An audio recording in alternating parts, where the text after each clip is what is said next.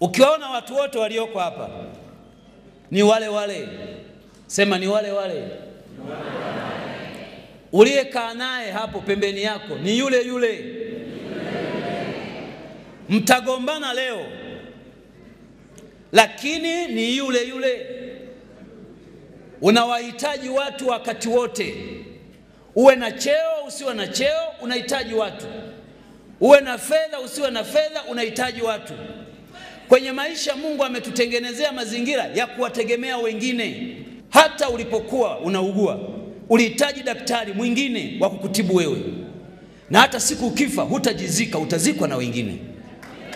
Unawahitaji watu. Mimi nikiangalia hii meza yote na ushuhuda nayo, nikianzia mkuu wenu wa wilaya, ni wale wale. Ni wale wale. Sisi tukiwa umoja wa vijana, yeye makamu mwenyekiti wa umoja wa vijana taifa, tunajipanga, tunamsubiri kiongozi wetu na nyimbo tunamwimbia ni yule yule. Leo ni mkuu wa wilaya, mimi ni naibu waziri mkuu.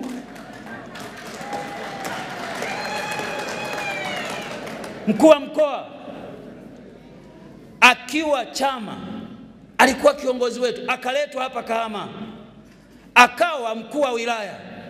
Maisha yameenda, amekuwa naibu katibu mkuu wa chama, akawa kiongozi mkubwa wa chama.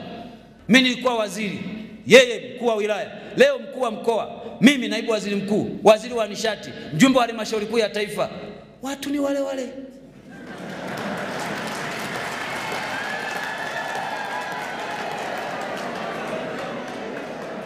Niseme nini kwa Odilia huyu? Odilia alikuwa katibu wa vijana wilaya ya Geita. Mimi wakati ule nikiwa mwenyekiti wa jumuiya ya wazazi wa mkoa wa Geita. Baadaye maisha yamekwenda, ameletwa Bukombe, amekuwa katibu wangu wa chama. Baada ya muda ya Mungu mengi, kapandishwa cheo, kawa katibu wa mkoa, kaletwa Shinyanga. Leo yeye katibu wa mkoa, mimi niko hapa. Watu ni wale wale. Ningeweza kutaja kila mmoja naye mfahamu Mungu. Lakini kwa nini nasema hiki? Katika maisha usigombane na mtu, sababu kuna wakati utamhitaji. Kama kuna mahali una uwezo wa kumvumilia mtu aliyekuudhi, mvumilie, kwa sababu kesho utamhitaji. Mtaacha kugombana. Hiki chama kimewaleta pamoja. Kazi yenu ninyi muungane ndani ya chama, mkijenge chama.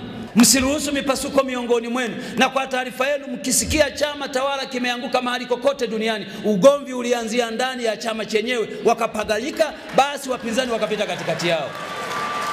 Mimi natoka Bukombe. Pale Bukombe nilikuta mbunge wa upinzani.